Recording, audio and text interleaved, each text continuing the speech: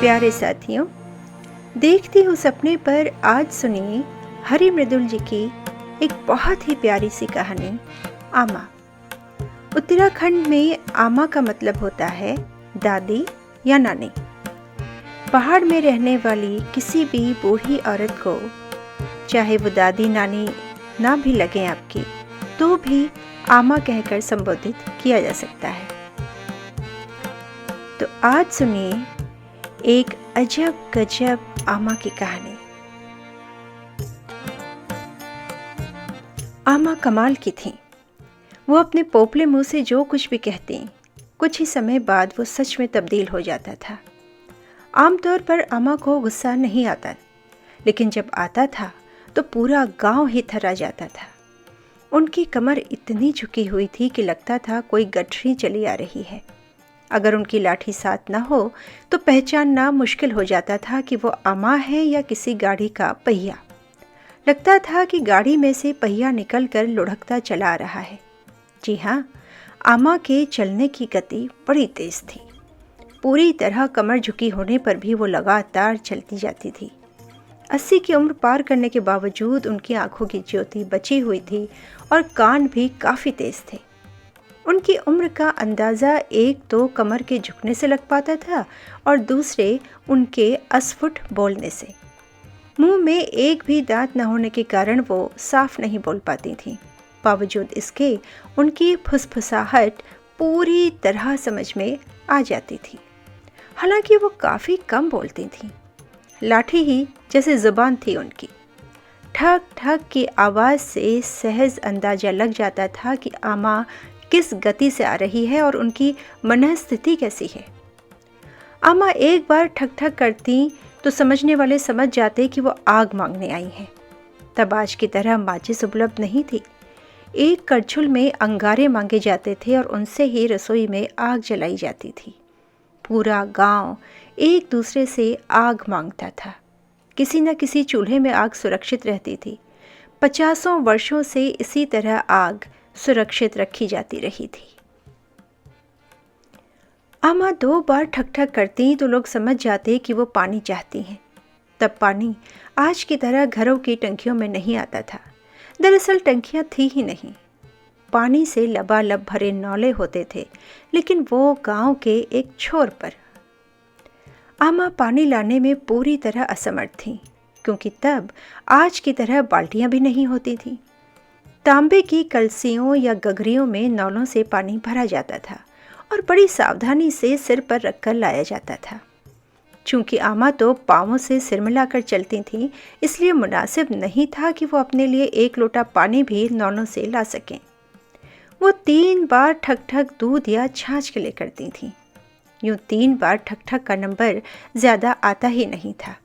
पूरे गांव के लोग बिना मांगे ही उन्हें दूध या छाछ पहुंचा देते थे और बदले में आमा का बेशकीमती आशीष प्राप्त करते थे। जुग जुग जियो, खूब फूलो फलो।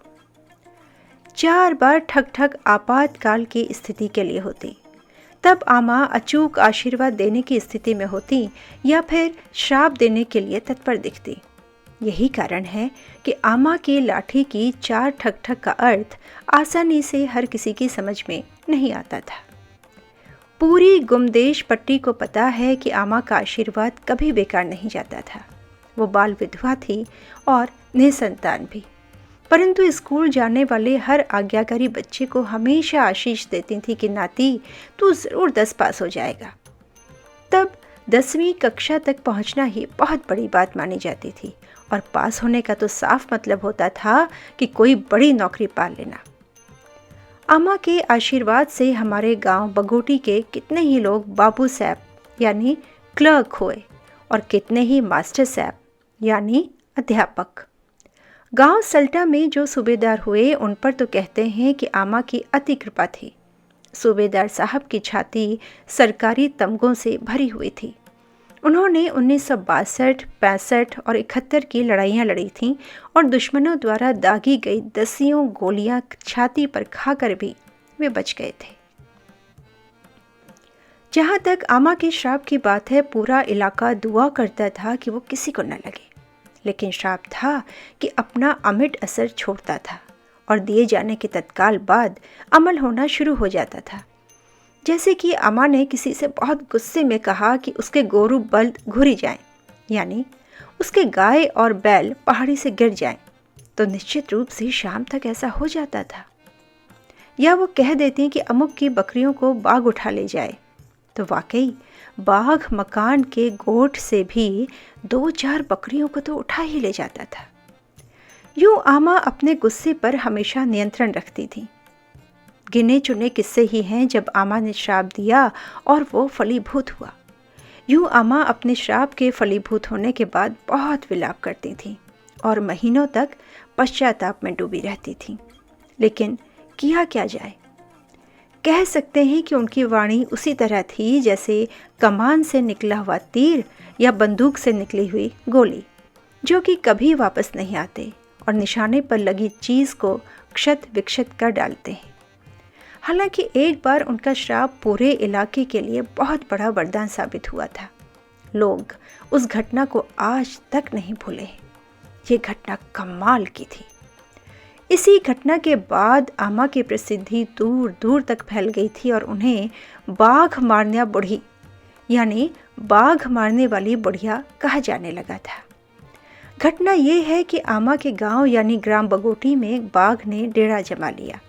इस बाघ ने जंगल में चरने गए गाय बैलों या बकरियों को ही खाना शुरू नहीं किया, बल्कि गोठ में घुसकर भी इन्हें मारना शुरू कर दिया। इलाके के नामी गिरामी शिकारियों को बुलाया गया, परंतु वे बाघ पर अपनी इकनाली बंदूक से निशाना साधने में अंत तक कामयाब नहीं हो सके। अनहोनी तो उस दिन हो गई जब अल्मोड़ी से आया एक शिकारी खुद ही बाघ का शिकार हो गया। मौके पर उसकी भरवा बंदूक दगा दे गई और बाघ ने उसे दबोच लिया। ये बड़ी चिंता की बात थी। बाघ की दाढ़ पर आदमी का खून लग चुका था, सो अब उसको पशुओं से ज़्यादा आसान शिकार आदमी लग सकता था। सांझ होते ही लोगों ने घरों से निकलना बंद कर दिया था। चूँकि बाघ के मुंह पर आदमी का खून लग चुका था, इसलिए बुरी खबरें आनी शुरू हो गईं। कोई लघु शंका के लिए भी बाहर निकलता तो बाघ का निवाला बन जाता। गांव में अब कोई निर्भीक था तो वो 80 बरस की आमा थी। आमा के हाथ में लाठी और उनकी लाठी की ठक ठक। गांव के लोग समझा समझा कर हार गए थे कि बाघ के मुंह आदमी का खून लग चुका है, इसलिए उन्हें भी शाम ढलने के बाद घर से नहीं निकलना चाहिए, वरना वो बाघ के लिए सबसे आसान शिकार साबित होंगी। भला आमा किसी की क्या मानती। उल्टे उन्होंने तो ऐलान कर दिया कि इस बाघ का काल किसी शिकारी की गोली नहीं बनेगी, बल्कि उनकी लाठी ये काम करेगी। असल में ये आमा का श्राप था। किसी जंगली जानवर को उन्होंने पहली बार श्राप दिया था। पहली बार गांव के लोगों को आमा पर अविश्वास हुआ था। कुछ ने तो यहाँ तक कह दिया था कि शायद बुढ़िया इतनी उम्र तक जिंदा ही इसलिए बची है कि बाघ का निवाला बने। आमा को कुछ लोगों की कही इस बात की कतई जानकारी नहीं थी, वरना उन्हें गांव भर को श्राप देते देर नहीं लगती। और फिर एक रात गजब हो गया।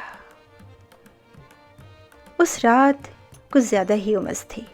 आमा को ज़ोरों की प्यास लगाई थी और घर में एक बूंद भी पानी नहीं था।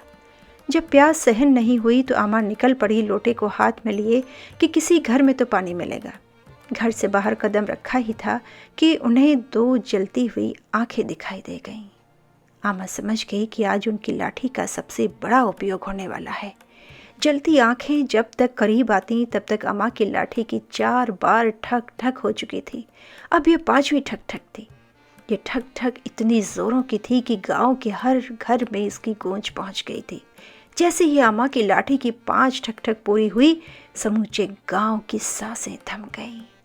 हर कोई अनहोनी की कल्पना कर रहा था। आमा का काम तमाम हो गया। सचमुच काम तमाम हो गया था। आमा की ठक ठक पूरी होते ही बाघ ने पूरी ताकत के साथ आमा पर छलांग लगाई थी कि झुकी हुई कमर वाली आमा अचानक किसी युवती की भांति एकदम सीधी खड़ी हो गई। तब उन्होंने 2 जलती आंखों के बीच अपनी मजबूत लाठी का कुछ ऐसा निशाना साधा कि एक पल के लिए आमा की भी आंखें बंद हो गईं। गहरा अंधकार छा गया। होने को तो वो पुण्यों की जुनाली रात थी, लेकिन इस रात का चंद्रमा जैसे गायब ही हो गया। और फिर थोड़ी देर बाद रात में ही सूरज निकल आया। इस रात के सूरज की रोशनी में सभी ने देखा कि आमा अपनी लाठी से बाघ को अभी तक धपाधप पीटे जा रही है और बाघ कब का दम तोड़ चुका है। आमा को देखकर लोग हैरान थे। सामने बाघ की लाश थी और आमा हाथ में लाठी पकड़े एकदम तनी खड़ी थी। ये दुर्लभ दृश्य था जिसे देखने वालों के मुंह खुले के खुले रह गए थे। तब हाफती आमा ने पोपले मुंह से फुसफुसाते हुए कहा कि वो प्यास से मरी जा रही हैं, कोई एक घूंट पानी तो पिलाए। आमा को दुख हुआ कि उनकी बात किसी ने नहीं सुनी। तब उन्होंने अपनी लाठी उठाई और 2 बार ठकठकाई। अब जाकर लोगों का ध्यान उनकी प्यास की ओर गया। आमा ने पूरी 1 कलसी भर पानी पिया और फिर चुपचाप अपने घर निकल गई। लोगों का ध्यान आमा की तरफ कतई नहीं था। वे मरे हुए बाघ को घेरे खड़े थे और उसे घूरे जा रहे थे। रात वाला सूरज जब दोबारा सुबह निकला तो लोगों का हुजूम आमा के आंगन पर था। आमा लाठी के सहारे भीतर से निकल रही थी।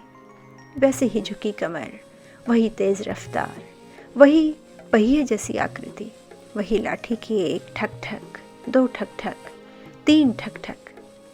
हाँ, इस घटना के बाद आमा ने कभी भी लाठी से 4 ठक ठक नहीं की। 5 बार ठक ठक करने की तो फिर कभी नौबत ही नहीं आई। मुझे नहीं मालूम कि आमा की इस कहानी पर आप कितना यकीन करेंगे। आपको इसकी सत्यता पर संदेह हो सकता है और आप किस्म किस्म के सवाल खड़े करने के लिए भी पूरी तरह स्वतंत्र हैं। लेकिन बता दूं कि नेपाल सीमा पर बसे उत्तराखंड के मेरे गांव बगोटी के तुतलाते बच्चों तक के मुंह से आमा की ये कहानी आज भी सुनी जा सकती है। आप सुन रहे थे हरि मृदुल जी की कहानी आमा।